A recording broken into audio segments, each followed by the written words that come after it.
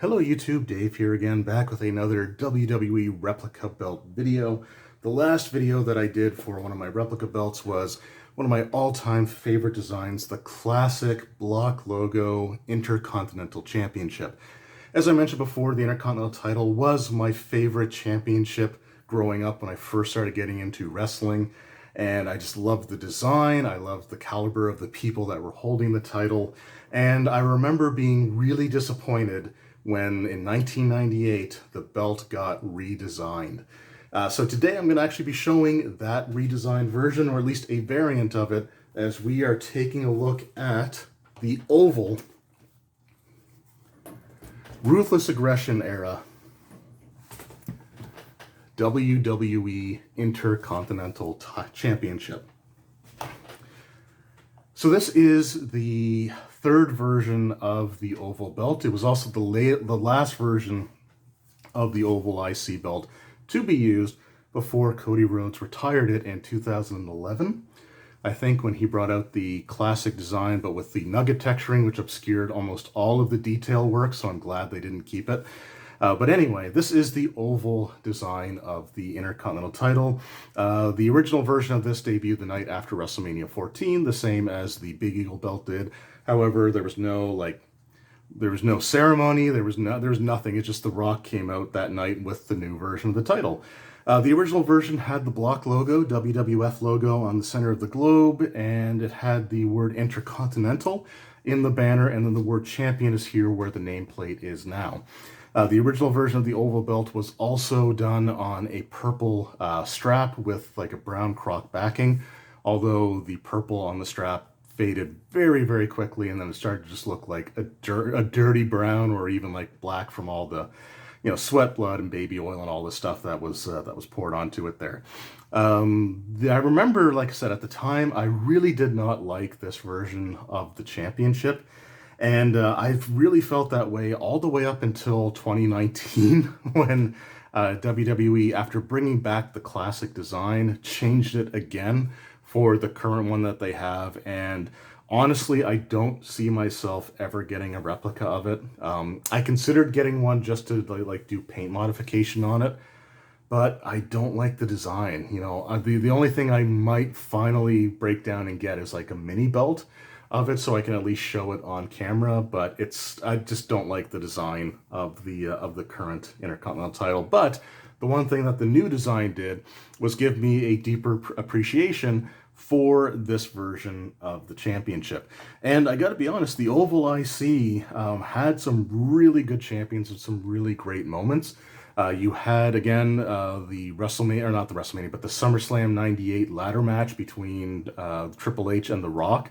Their feud for the Intercontinental Championship was one of the things that helped continue on the air of prestige that this championship had. You also had some great champions like Chris Jericho, Kurt Angle. Even though it might be controversial, Chyna was at one point the only woman to ever hold the Intercontinental Championship.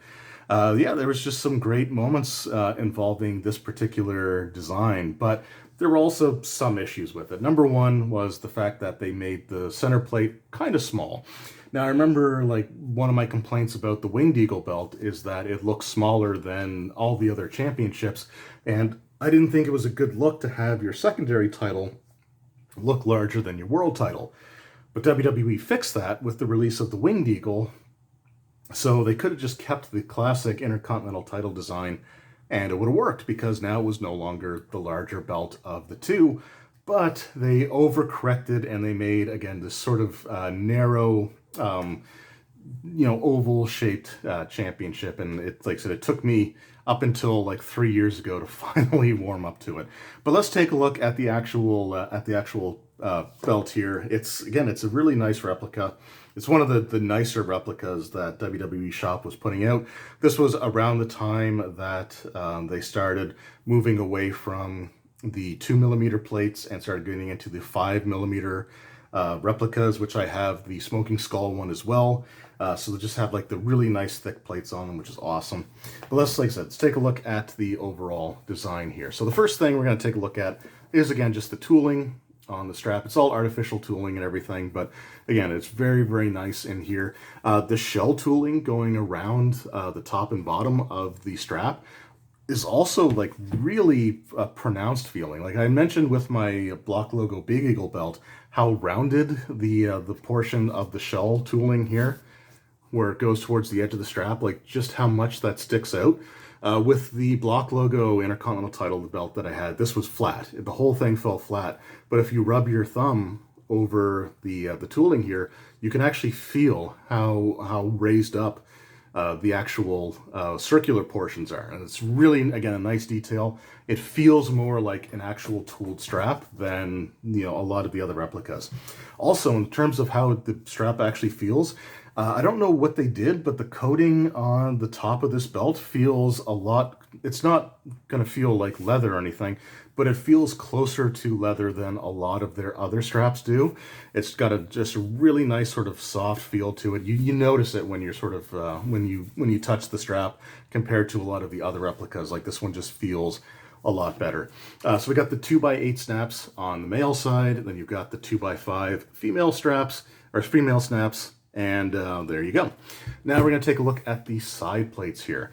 And this is one of the things that, as I started, to actually have an open mind when it came to this design, and when I realized that one of my favorite design elements on title belts are the presence of globes, it started to really make me appreciate this belt a lot more, because it is called the Intercontinental Championship, and it actually features and names the continents. And how many championship belts out there actually, represent Antarctica? Not many. Again, the lighting, similar to the Block Logo IC belt, the lighting does make the blue on the globes look a lot lighter than they really are. It's not that light in person. But yeah, it is a darker shade of blue. It's not as dark as the Block Logo Intercontinental title, but it is darker than what it looks like here. I was trying to see if I could maybe get it. Yeah, I can't get a consistent angle on how it looks. Well, it's also cool. You got the WWE logo at the top here. You got the words Antarctica. And again, it may not show up too well on camera here, but the paint that is actually in the banners here for the continents is actually kind of semi-translucent. If you look at it, you can kind of see some depth in there. So it doesn't show up on camera, but it is somewhat translucent and looks really, really good. Then you've got the North America and South America plate. You've got the Europe plate, and yeah, they messed up England, but, it's a replica. I, don't get too worked up over it. And then we've got Asia and Australia. So Europe, Africa, Asia, and Australia. Also interesting to note is one of the first versions of this Oval Championship, back when it had the Block logo, it actually had the Europe and Africa plate switched with the North and South America plate. I don't know how long that lasted, but I think the very first version actually had them switched for a while there, before it was either put on a new strap or it was just a variant version of the belt that had the plate swap. But there are some photos that you can actually look at, and you will see the Europe and Africa side plate next to Antarctica. Just, again, interesting little side note there. And then as far as the center plate goes, again, a very understated design, and one that the more I look at it, the more I appreciate it in its simplicity. But it is a really nice design, I think, overall. Again, I can't escape the fact that there's just this beautiful looking globe that takes up a really nice amount of real estate on the center plate. I'm a globe guy, so it really works for me. The actual paint here as well it's not as thin as the paint on the Big Eagle Block Logo version, the newest belt that they put out for WWE Shop, which unfortunately is actually currently not listed on the website at all. So I'm hoping that they bring that back. But it is not as thick as the paint on, say, the Undisputed Championship was. I can actually feel some of the raised areas for the globe and the grid lines here as well. So it is better than some of the other replicas, but it is still a thicker paint. At some point, it might be nice to strip it all out and actually paint it with like real tester's paint, instead of like the plastic epoxy or whatever it is that they use. But for now, it does look nice. It is better it is better than some of the other belts as far as like just how overly thick the paint is. This is the scratch logo version. So in 1999, after China won the belt from Double J Jeff Jarrett, they actually redesigned the championship to have the scratch logo, because all the way up until like December of 99, the Intercontinental title was still using the block logo. Now, every other championship had since switched to the scratch logo. I think that was the last one to actually utilize it. So it held out for a while.